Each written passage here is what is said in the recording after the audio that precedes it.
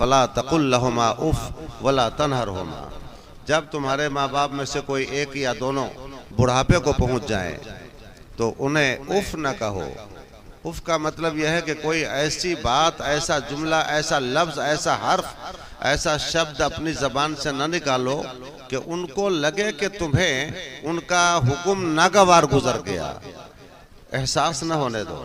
वला तनहरहुमा, और उन्हें डांटो नहीं, झिड़की न दो, फटकारो नहीं, डांट के बात न करो, ऊंची आवाज में बात न करो। ये मुकम्मल अदब कुरान सिखा रहा है। फला तकुल लहुमा उफ वला तनहरहुमा वकुल लहुमा कौलन करीमा, उनसे नरम व शाइस्ता बातें करो। वख्फिद लहुमा जनाह ज़ुल्ल मिनर रहमा, और उनके लिए खिदमत के बाजू बिछा दो। वक़ुर रब्बिरहमहुमा कमा रब्बयान सगीरा, और फिर इतना करने के बाद अब उनकी आखिरत के लिए रब की बारगाह में दुआ करो। जिंदगी के लिए भी, आखिरत के लिए भी रब की बारगाह में दुआ भी करो। वक़ुर रब्बिरहमहुमा कमा रब्बयान सगीरा, और अपने रब से दुआ करो कि मेरे मौला मेरे माँ बाप पर रहम फरमा, मेरे माँ बाप पर रहम फरमा और इनकी मग़फ़िरत फरमा। वक़ुर रब्बिरहमहुमा कमा रब्बयान सगीरा, जैसे कि बचपन में इन्होंने मेरी परवरिश फरमाई। बचपन का लफ्ज़ अल्लाह ताला ने इसलिए इरशाद फरमाया ताकि तुम्हें इस लफ्ज़ को सुन करके, पढ़ करके, देख करके अपना बचपन याद आ जाए कि तुम्हारे बचपन के ज़माने में तेरे माँ बाप ने कितने लाडो प्यार से तुम्हें परवान चढ़ाया, तेरी शजर हयात को अपने खूने जिगर से सींचा, तेरी नाज़बरदारी किया, हर फरमाइश पूरी करने के लिए अपनी जिंदगी वक्फ कर दी, अपना आराम वक्फ कर दिया, अपनी राहत निछावर कर दिया, अपना सुख चैन निछावर कर दिया, और तेरी फरमाइशें पूरी करता रहा, तेरी दिलदारी करता रहा, दिलदही करता रहा, तुम्हारी दिलजोई करता रहा, और तुम्हें हर एतबार से अपनी इस्तिताअत बराबर खुश रखने की कोशिश करता रहा। हर फरमाइश के पीछे तुम्हारे माँ बाप जान लुटाते रहे, तुम्हें अपना बचपन याद आ जाए ताकि माँ बाप के साथ तुम्हारा बर्ताव उसी तरीके का मुशफ़िक़ाना बन जाए। तो बचपन का लफ्ज़ आया, जैसे कि इन्होंने बचपन में मेरी परवरिश किया, ए अल्लाह इन पर रहम फरमा। पूरा सब्जेक्ट आया, पूरी तालीम आई। इसलिए माँ बाप जिंदा रहें तो इनकी रजा जोई के लिए हर कदम उठाया जाए, इनको खुश रखने की हर मुमकिन कोशिश की जाए। चूंकि ये जमीन पर राजी होते हैं, अर्श का खुदा आपसे राजी हो जाता है। जब ये खुश होते हैं अल्लाह खुश होता है, जब ये नाराज होते हैं तो रब नाराज हो जाता है। इसलिए इन पर ज़्यादा से ज़्यादा मेहनत की जाए, और जब दुनिया से चले जाएं तो उनके इसाले सवाब की महफिल कीजिए, उनके नाम पर सदका खैरात कीजिए, उनके नाम पर नेकियां कीजिए, और उनका सवाब उनकी रूह को दीजिए। तो अल्हम्दुलिल्लाह इसका फ़ायदा उनको मिलता है। इसी के तहत ये महफिल आज की मुनक़िद हुई है। जाने वाला चला जाता है दुनिया से, चाहे वो पानी में डूब जाए, दरिंदों के पेट में चला जाए, चरिंदों के पेट में चला जाए, आग में जला दिया जाए, हवाई जहाज से एक्सीडेंट होकर उसके जिस्म के पुर्जे बिखर जाएं, अज्जा बिखर जाएं, मगर फिर भी उन तमाम अज्जा को यकजा फरमाकर अल्लाह तबारक व तआला हमें जिंदगी अता फरमाएगा। हमें सवाल जवाब के मरहले से गुजरना ही होगा। चाहे आप मछली के पेट में चले जाएं, दरिंदों के पेट में चले जाएं, परिंदों के पेट में चले जाएं, आपके जिस्म के अज्जा सैकड़ों हिस्सों में बिखर जाएं, मगर फिर भी अल्लाह तबारक व तआला वो कादिर मुतलक है, वो कुदरत कामिला का मालिक है कि आपको यकजा फरमाएगा। चुनांचे हजरत इब्राहिम खलीलुल्लाह अलैहिस्सलातु व तस्लीम दरिया किनारे एक मरतबा घूम रहे थे। उन्होंने अपने सर की आंखों से देखा एक लाश पड़ी है, और उस लाश के इतने टुकड़े हो रहे हैं, इतने अज्जा बिखर रहे हैं कि पानी की मछलियां भी आके खाती हैं, और परिंदे, हवाओं में उड़ने वाले परिंदे भी उसको नोच नोच के खाते हैं। दरिंदे भी जंगल के खा रहे हैं नोच नोच के।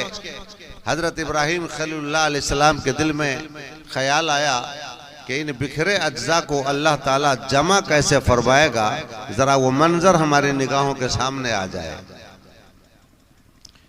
चुनांचे कुरान पाक में आया, व इज़ क़ाल इब्राहीम रब्बि अरिनी कैफ़ तुह्यिल मौता। जब अर्ज किया हजरत इब्राहिम ने, मेरे मौला, मेरा परवरदिगार, मेरा खालिक, मेरा पालनहार, मेरा रब, मुझे बता दे, मुझे दिखा दे, मुझे दिखा दे कि तू मुर्दों को जिंदा कैसे फरमाएगा, दिखा दे। क़ाल अवलम तुअमिन, रब ने इरशाद फरमाया, ओ इब्राहिम, क्या आपको इस बात पर यकीन नहीं? आपको यकीन नहीं क्या? हालांकि अल्लाह जानता है कि इब्राहिम को यकीन है, फिर भी पूछता है, क्या इब्राहिम आपको यकीन नहीं? ये इसलिए पूछा ताकि बाद में लोगों के दिल में ये एतराज ना आ जाए कि हजरत इब्राहिम का यकीन शायद कमजोर था, इसलिए उन्होंने दिखाने की गुजारिश की अपने रब से। तो रब ताला ने आने वाले खदशात का इजाला पहले ही फरमा दिया, सवाल कर दिया ताकि इब्राहिम जवाब दें और फिर उनके जवाब से एतराज करने वालों के जहन को सुकून मिल जाए। क़ाल अवलम तुअमिन, ओ इब्राहिम, क्या आपको यकीन नहीं?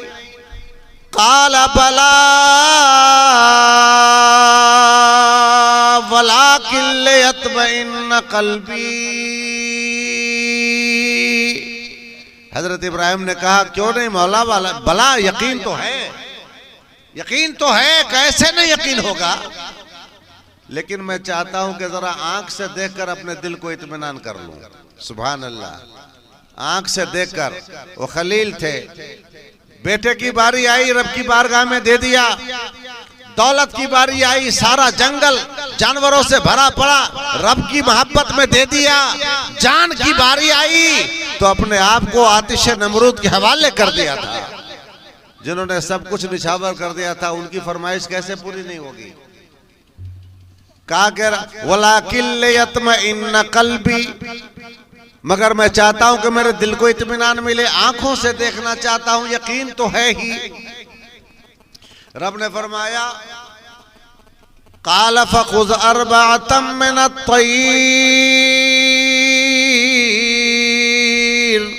वो इब्राहिम, 4 परिंदे पकड़ लीजिए, 4 किस्म के, 4 जिन्स के परिंदे पकड़ लीजिए, 4 नाव के परिंदे, 4 किस्म के परिंदे अलग अलग पकड़ लीजिए। हजरत इब्राहिम ने 4 परिंदे पकड़े, मोर, मुर्ग, कबूतर, कौवा। 4 नाम हुआ कि कम रह गया? 4 नाम हुआ कि नहीं हुआ? लगता है गाड़ी फास्ट चल रही है इसलिए आप छूट जा रहे हैं। मोर, मुर्ग, कबूतर, कौवा, 4 नाम आया कि नहीं आया? 4 परिंदे हजरत इब्राहिम ने पकड़ लिए, ज़बह किया, बाल नोचे, कीमा कीमा किया, बूटी बोटी किया, छोटी छोटी बूटी बना दिया, कीमा कीमा बना दिया, जर्रा जर्रा बना दिया, बिल्कुल तमाम चारों के गोश्त को एक दूसरे से मखलूत कर दिया, खल्त मल्त कर दिया, गटबट कर दिया, मिला दिया। उसके बाद रब का ऐलान होता है, सुम्मा जअल अला कुल्ली जबलिन मिनहुन्न जुज़आ। इनके जर्रों को पहाड़ों पर अलग अलग बिखेर दीजिए। हजरत इब्राहिम ने सबको अलग अलग पहाड़ों पे बिखेर दिया, जैसे किसान मजदूर वो जमीन में बीज को बिखेरते हैं, अलग अलग पहाड़ों पे बिखेर दिया। उसके बाद रब का ऐलान हुआ, सुम्मा दुअहुन्न यातीनक सअया। अब फिर इन्हें बुलाइए, इन्हें आवाज दीजिए, फिर इन्हें दावत दीजिए, फिर इन्हें पुकारिए। हजरत इब्राहिम को हुक्म हुआ कि इन्हें बुलाइए, इन्हें दावत दीजिए, इन्हें निदा कीजिए। सुम्मा दुअहुन्ना, फिर इन्हें निदा कीजिए, पुकारिए, बुलाइए। तो ये परिंदे जिंदा थे कि मुर्दा?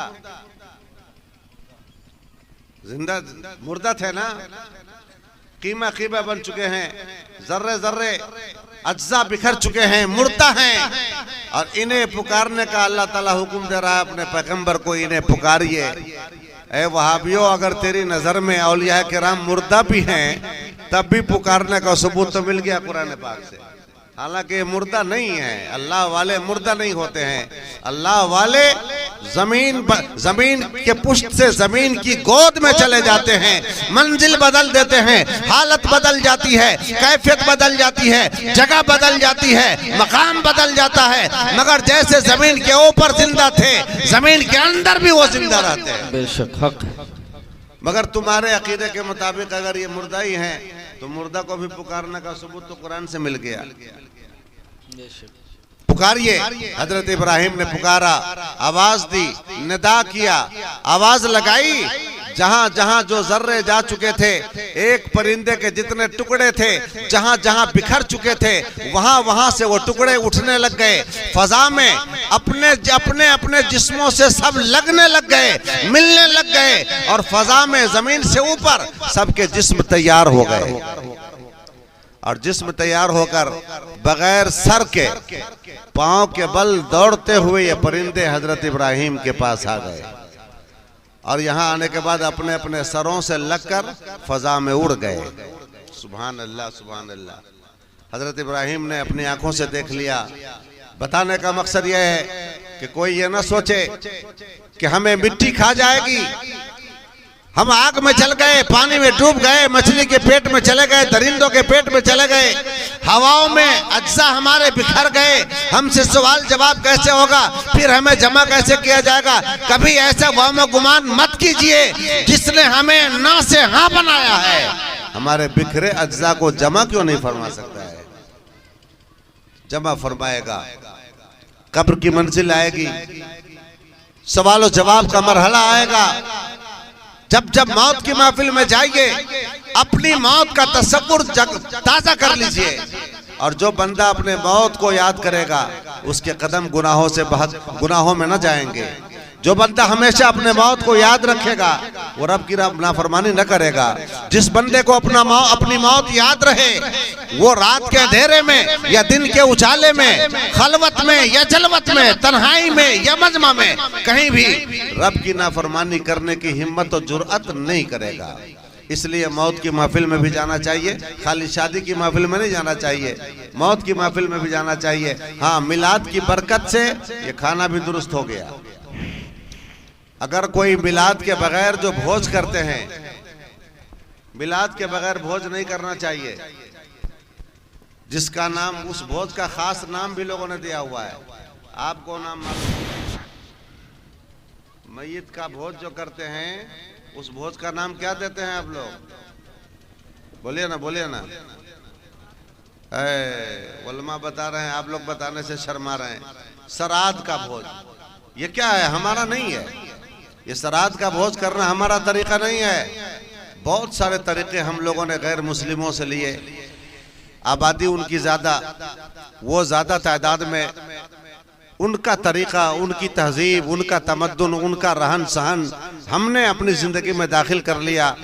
पूर्वजों के जमाने में इल्म की रोशनी नहीं थी, इल्म कम था, बहुत कम लोग पढ़े लिखे होते थे। सुनते हैं बड़ों के, पुराने लोगों के जमाने के छुरा पढ़ा पढ़ा करके लोग जानवर ज़बह करते थे।